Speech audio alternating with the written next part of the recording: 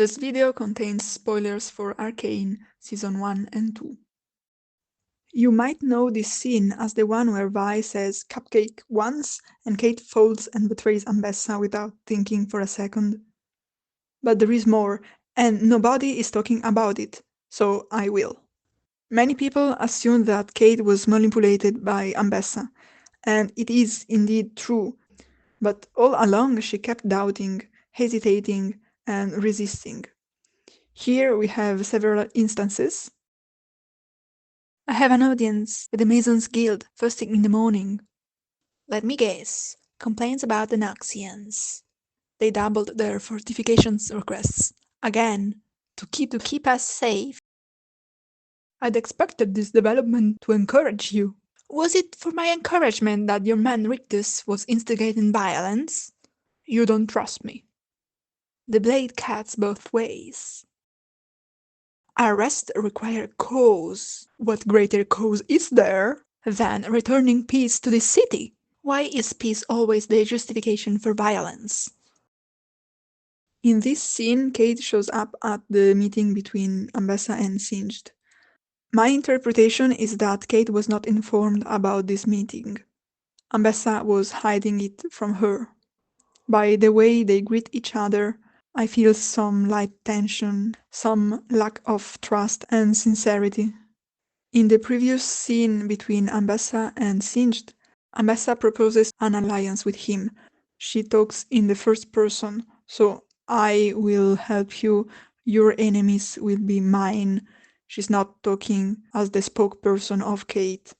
So probably this also was a private meeting between Ambessa and Singed, and Cait found out about it by her own. And of course this is an additional reason not to trust Ambessa. Cait probably understood that she is scheming behind her back, or at least hiding something from her. While training with Ambessa, Cait objects to some of Ambessa's principles. She learns useful stuff from her, but she does not completely mindlessly surrender to Ambessa's logic. When the Noxians arrive to Viktor's commune, Cait is there, but Ambessa is guiding and deciding everything. Cait is shown to be evidently very attentive to what happens and the dynamics that unfold, but she also seems very aware that she is losing control of Ambessa and that she could not react to what she does, if needed.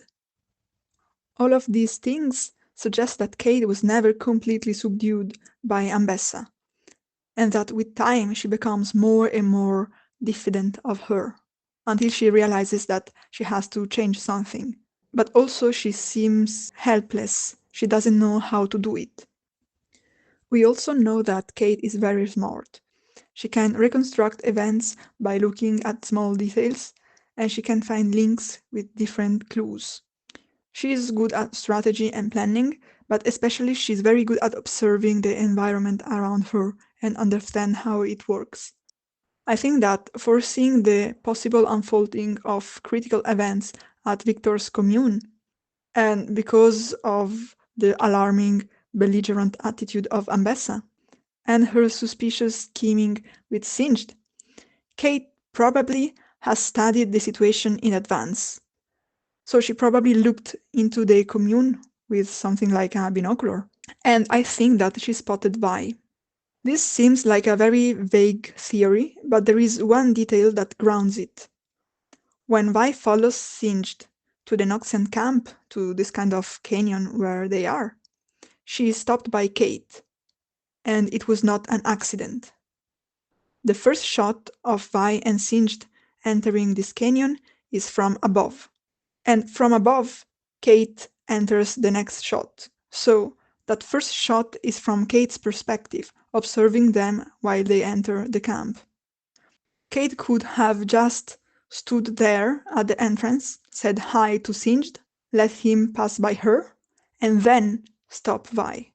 Instead, she slides down and reaches Vi when Singed has already walked behind the corner, so he can't see her and Vi meeting. So she decided to hide from Singed.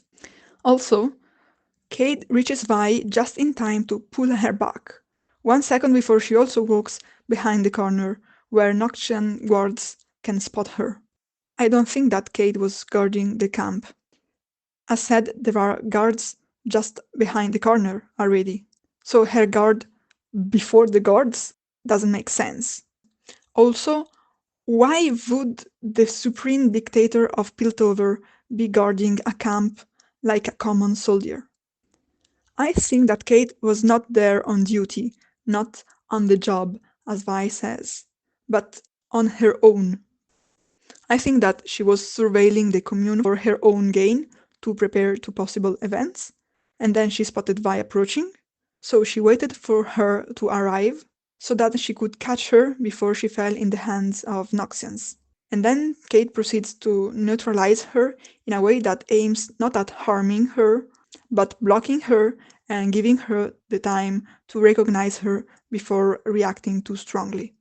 In fact, when Vi is on the ground, with Cait over her, Vi has still an angry expression on her face against the unknown aggressor, and only then she becomes surprised as she recognizes Cait. On the contrary, Cait doesn't look surprised. She already knew this was Vi.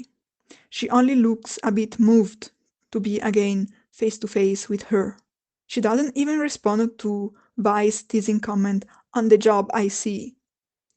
Cait is already too focused on her own thoughts, and we have a clue of what she's thinking about, because she looks at Vi, then looks in the direction of the Noxian guards, and then she says, "You can't be here," revealing that for her, Vi and the Noxians meeting would be a problem. She's thinking about the best way to deal with this situation. Then she notices that Vi is different and expresses her curiosity about what happened to her by commenting her hair.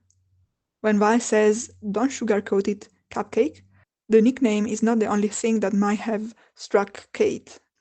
Vi is also admitting that she is looking so bad because she went through a tough period.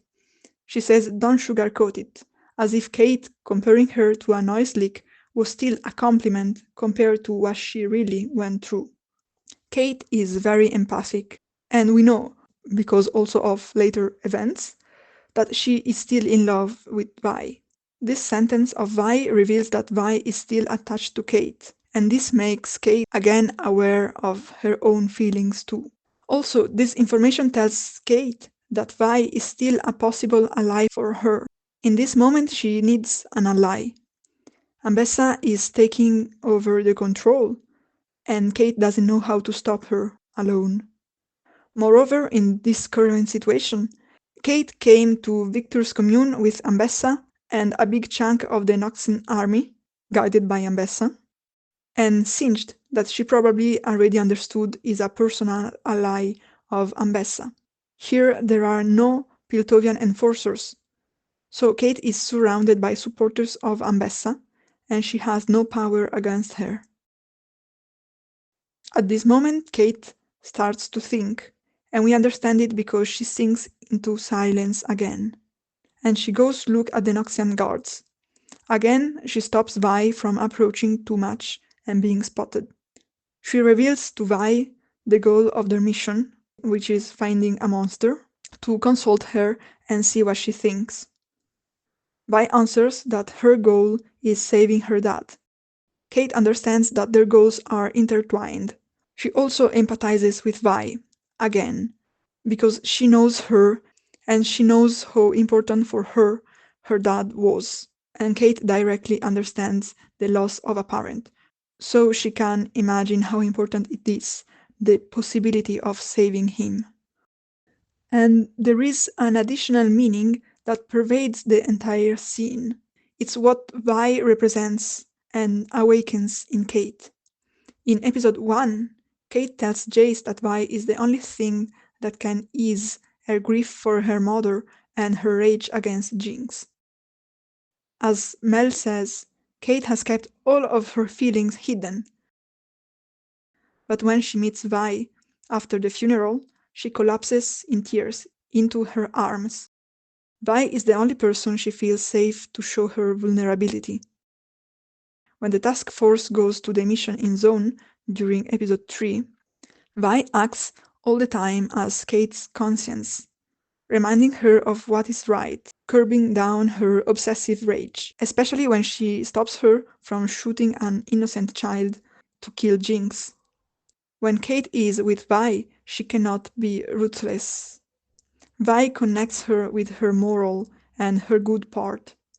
This is why, at the end of episode 3, Cait understands that, as long as she is with Vi, she will not be able to avenge her mother.